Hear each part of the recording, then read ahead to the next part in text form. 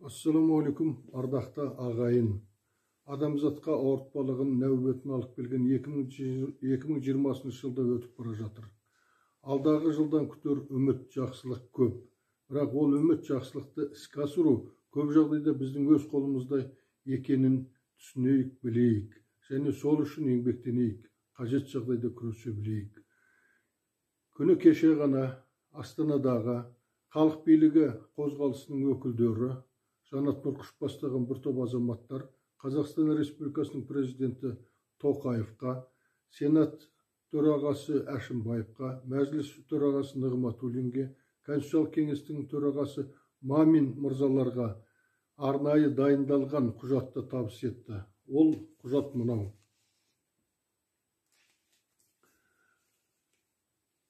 Саяси партиялар туралы, Қазақстан Республикасындағы сайлау туралы, бейбіт жиналыстар, митингілер мен шерулер өткізудің тәртібі туралы заңдарды қайта қарау, ондағы адам құқығын шектейтін баптарға өзгерістер мен толықтырулар енгізу жөніндегі нақтылы талаптар табыс етілді. Біз заң түзелмей, заман түзелмейтіндігіне көзіміз жеткен. Сондықтан да мына ұрлық сайлаудың жолын кесетін ең басты шарт ол заңдарды түзету. Үйдің іргетасы дұрыс қаланбаса, ол үй құлайды, ол үй қисық тұрады, ол үй үрей туғызады. Бізде де солай. Мынау қабылданған заңдар халыққа қажет емес, халықтың мүддесін көздемейтін, олардың конституциялық құқығын қорғайтын заңдар емес.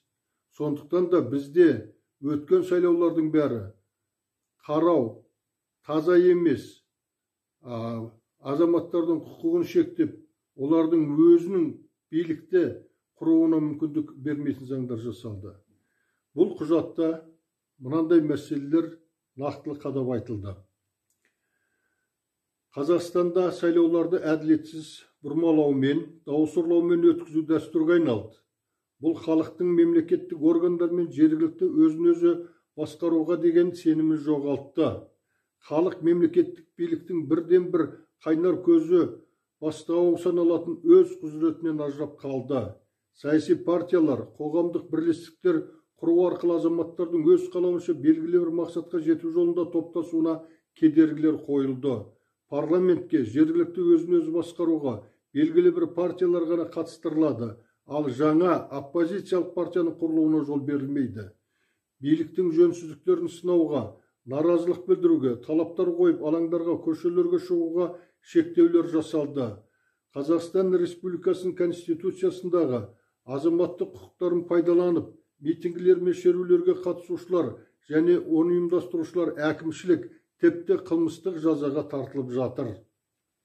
Сайлауға, партия құруға, жиын бостандығына қатысты жасалған қазіргі қолданыстағы заңдар ең жоғары лауазымды иеленіп алған бір адамның, яғни Назарбаевтың жеке дара билеп төстеуін түбегейлі орнықтыруына қызмет етуге тиіс болды. Сондай-ақ билік мұрагерлерін өздерінің белгілеп, басқаларды мемлекеттік басқаруға жолатпауы, биліктегі партияны басқа партиялардың ауыстыруына мүмкіндік бермеу үшін де осындай заңдарды қабылдады. Демократиялық, конституциялық талаптарға қайшы, авторитарлық, тоталитарлық жүйеге негізделген баптарды бұл заңдардан алып тастау қажет. Онсыз ешқандай да сайлау өткізуге болмайды. Онсыз бірде-бір сайлау әділетті өткізілмейді.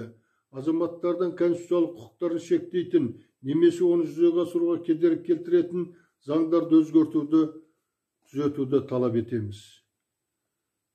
Күні кеше тапсырылған тиісті орындарға құжаттың кіріспесінде осылай делінді.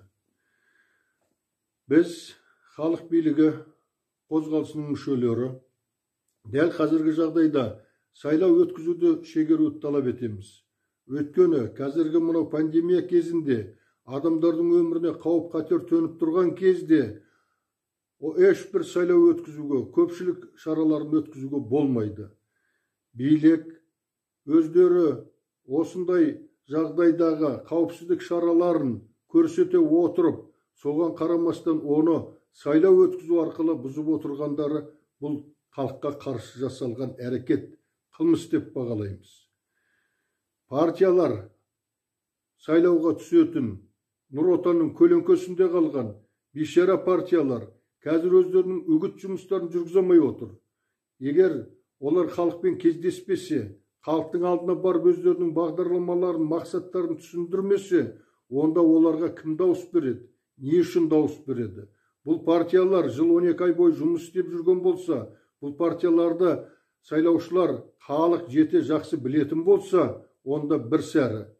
Әр сайлау кезінде ұйқыдан жаңадан оянып қозғала бастайтын, ешқандай да халықпен бірге жұмыс істеп жүрмеген, адамдардың әлеуметтік, басқа да мүдделеріне мән беріп, солар шешуге атсалыспаған, тек қана өте жоғары жалақы алып, қалғып мүлгіп отырған президентті Назарбаевты қолдап, соған жандай шап болып, жағымпаздануды ғана білетін, ол кеткен кезде көзіне жас алып еңіреп тұратын бейшара халдегі депутаттар, оларды халық өкілдері, халық қалаушысы деп айтуға ауыз бармайды. Нан соғар депутаттар не бітірді? Халық үшін еш нәрсе де бітірген жоқ. Қытайдың экспансиясы, көрші елдердің көз алартуы жерімізге, қазба байлығымызға күн сайын үдеп бара жатыр. Оған қарсы тұра алатын, оған халықты жұмылдыра білетін, елдің экономикасын көтеретін, халықтың әл-ауқатын жақсартатын, соған бағытталған шараларды дереу қолға алып, дер кезінде іске асыратын парламентте, үкіметте, президентте жоқ. Біз осындай саяси дағдарысқа тіреліп тұрған жағдайда, мынандай нәубет, жұқпалы дертті қоздыратын жағдайлар үдеп тұрған кезде сайлау өткізу доғыра тұруымыз керек. Парламенттің өкілеттігі бітетін уақыт жақындады. Бірақ ол парламентсізде, халықта, мемлекетте күнін көреді, өмір сүреді. Керек болатын болса, Тоқаев өзі кезіндегі Назарбаевтың тәсілін қолға алып, өзі заңды күші бар жарлықтарын шығарып, аса қажет, шұғыл түрде өзгерістер енгізілетін, не болмаса жасалатын заңдары болса, соны қолға алсын, соны жасасын. Парламент сайлауын, мәслихат сайлауын, мәжілісті доғару керек. Біз мынандай талаптар қоямыз.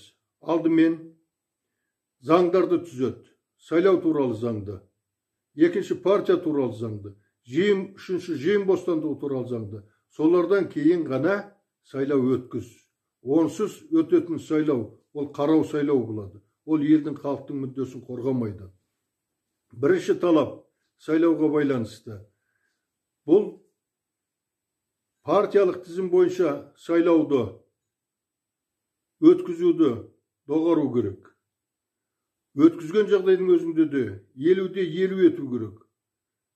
Азаматтар өздерінің таңдау жасау құқығынан айырылып отыр. Депутат болғысы келетін, халыққа сол арқылы қызмет жасағысы келетін жүздеген, мыңдаған адамдар сайлану құқығынан айырылып отыр. Заңда мінекей осы түзетілуі керек. Екінші бір жағдай, бұл сайлаудың комиссия мүшелері, тұтасқа жоқ Нұр Отанның биліктің адамдары. Мен күні кеше ғана сайлау комиссиясының мүшелерімен жолығып сөйлестім. Олар өзінің қай партиядан екенін білмейді. Өтіріктен айта салған партияларының басшыларын, оның бағдарламаларын білмейді. Бұның бәрі тек қана бұйрықты, талапты орындаушылар. Ол ешқандай да сайлау комиссиясының мүшелері емес. Сайлау комиссиялары адал, таза адамдардан, нағыз партия өкілдерінен жасақталмайынша, оған қоғамдық бірлестіктердің мүшелері қатыспайынша, онда ол сайлау таза, әділ, дұрыс сайлау болмайды. Біз алданып болдық. Оны тоқтатуымыз керек. Сондықтан да мына сайлауға мүлдем қарсы тұруымыз керек. Халық ассамблеясы сайлайтын, халық ассамблеясында 3300-ден астам ғана адам бар. Солар сайлайды. Олардың сайлауы кімге керек? Мәслихаттар сайлайды сенатта. Тағы да бірнеше мың ғана адам. Олардың сайлаған халық өкілдері деп айтуға бола ма? Болмайды. Шынайы халық сайлайтын сайлау, ол 12-13 миллион дауыс берушінің кемінде 40% қатысқан жағдайда ғана сайлау дұрыс өтті деп есептеу керек. Сонда ғана халық сайлады деп есептеу керек. Билік заңдағы бұрынғы көрсеткішті алып тастады. Қазір жалпы сайлаушылардың 2%, 0,2% гана қатысса да, ол сайлау өтті деп есептеледі. Бұл сайлау масқара сайлау. Ол халық сайлайтын сайлау емес. Ассамблеяның сайлауын депутаттарды тоқтатқызу керек. Партиялық сайлаумен қатар халық өз ұсынатын, өз таңдауын жасауына мүмкіндік беру керек. Әрбір округтерден қалаған адамы шықсын, соларға дауыс берсін. Ал партия арқылы өту деген ол бос әңгіме. Ол үшін партия құруға мүмкіндік берсін.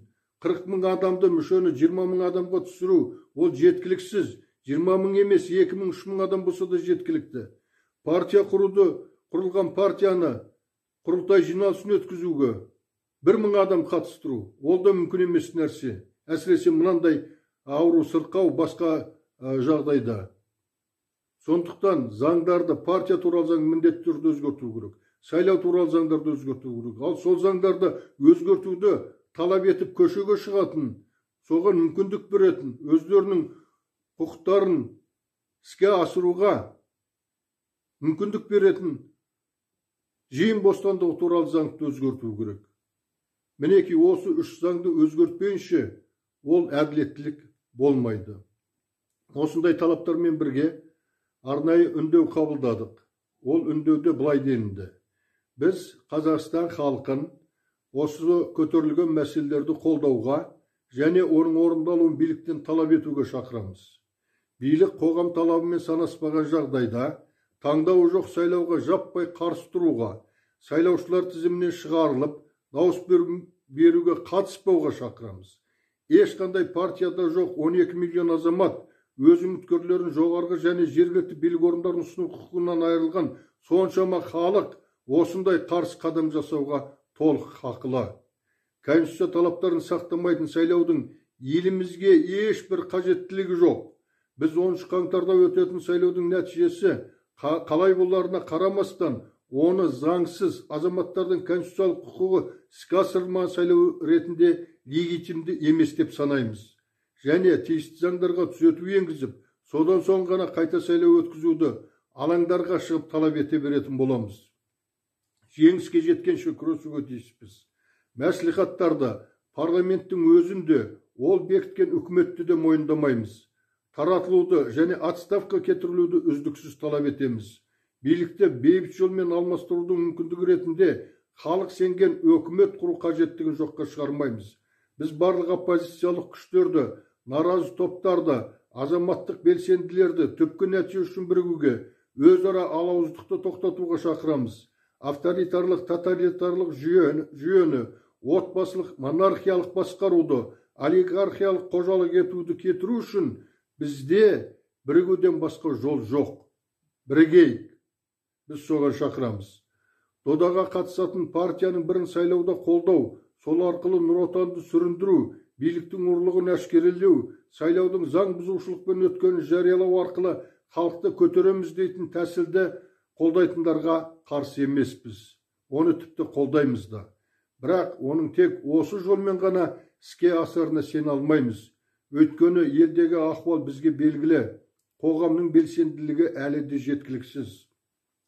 Жаппай бүкіл халықтық белсенді бойкот жасауды жақтайтын, билікті сақтап қалудың амалына айналған конституцияға қайшы заңдармен өтетін сайлауды заңсыз санайтын, оның қолдан жасалатын нәтижесін мойындамайтын адамдар өте көп.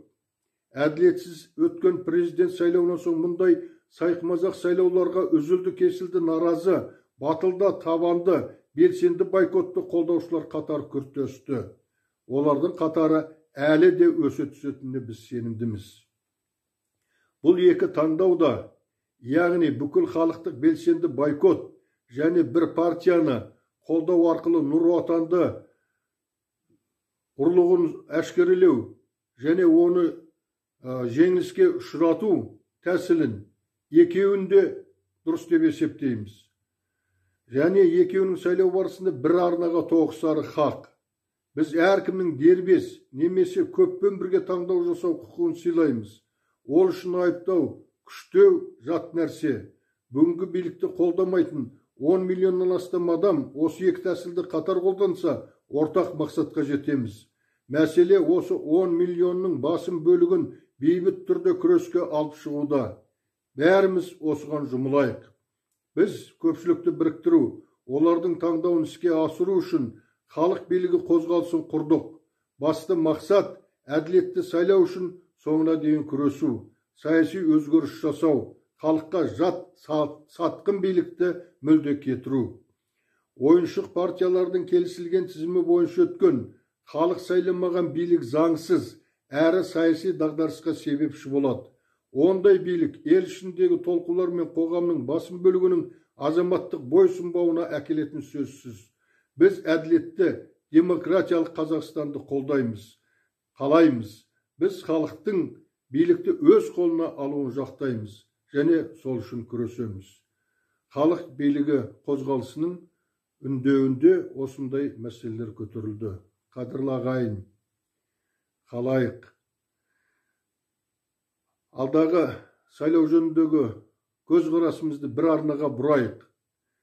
Біз сіздерге жаңа жалпы түрде таныстырылып айтылған сайлау туралы, партия туралы, жең бостандығы туралы заңдарға қандай өзгерістер енгіздік, оны қалай түзетуді көрсеттік, ол туралы келесі кездесулерде әңгімелеп айтатын боламыз.